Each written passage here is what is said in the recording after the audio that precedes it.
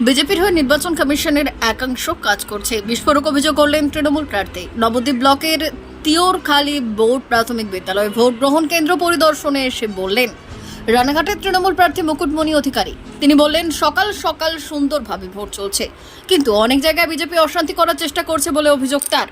এমনকি কমিশনের বিরুদ্ধে তার অভিযোগ রয়েছে, তবে এই নিয়ে কমিশনের সদর দপ্তরে অভিযোগ জানায়নি মুকুটমণি অধিকারী। দেখুন, এখনো পর্যন্ত ভোট খুব সুন্দরভাবে হচ্ছে। কিছু কিছু জায়গাতে সমস্যা ছিল, সেই সমস্যাগুলো নিরসন করার চেষ্টা হচ্ছে এবং শান্তিপূর্ণ ভোট হচ্ছে। আমাদের তৃণমূল কংগ্রেসের পক্ষ থেকে কোনো অশান্তি ভোট ডিক্লেয়ারের আগে পরে কখনো হয়নি, আজও হচ্ছে না। কিন্তু আমার পূর্ণ সন্দেহ আছে যে বিজেপি যখন তার ভোট কম পড়বে তারা কিন্তু অশান্তির পরিবেশ তৈরি করবে। কারণ কি, অশান্তির রাজনীতি বিজেপি সমস্ত ইলেকশনেই করেছে। সেই জন্য আমি সকাল সকাল ভোট দিয়ে আমি বেরিয়ে পড়েছি। এই জগাসুর কামাসুর, তার যে গুন্ডা বাহিনীর তাণ্ডব, তার যে নোংরামো, তার যে অপদার্থতা, এবং সে নিজে একটা অসুস্থ কৃমি সাইকোপ্যাথ, সে সমস্ত রানাঘাট লোকসভাকে জ্বালিয়ে বেড়াচ্ছে। সেই জ্বালানোর হাত থেকে রক্ষা করার জন্য আমরা বেরিয়ে পড়েছি। দেখুন, ইভিএমের সমস্যা রয়েছে, সেটা আমরা কন্টিনিউ রিপোর্ট করছি, সেগুলো চেঞ্জও হচ্ছে। কিন্তু এর আগে একটা বড় সমস্যা তৈরি হয়েছিল। গতকাল বিজেপি নির্বাচন কমিশনকে প্রভাবিত করে তারা আমাদের 1982টা বুথ, 1982-83 যে আমাদের বুথ রয়েছে, সেই বুথে তারা আমার যে এজেন্ট তার সিগনেচার না দিয়ে অন্য সিগনেচার দিয়ে তারা সমস্ত ফর্ম পাঠিয়েছিল।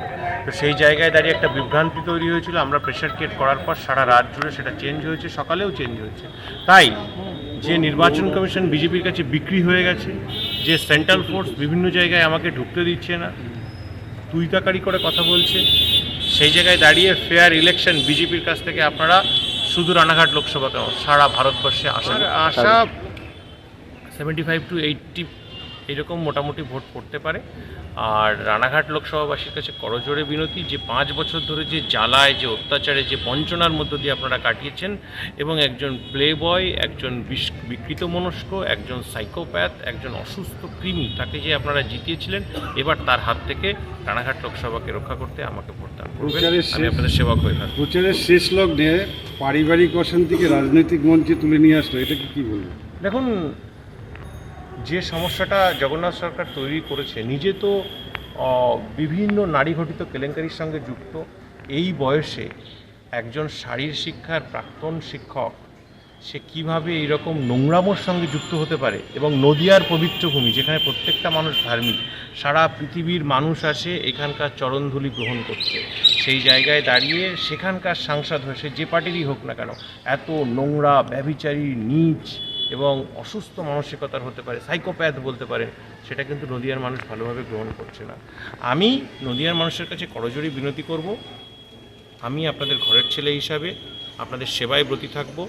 আপনারা আমাকে রাজনীতির ঊর্ধ্বে উঠেও ভালোবাসেন, সেই ভালোবাসা এবার 4 নম্বর বোতাম টিপে জোড়া ফুল চিহ্নে ব্যালট বাক্সে দিন, তাহলে আমি আপনাদের কাজ করতে পারব। ব্যুরো রিপোর্ট, উত্তরের প্রহরী।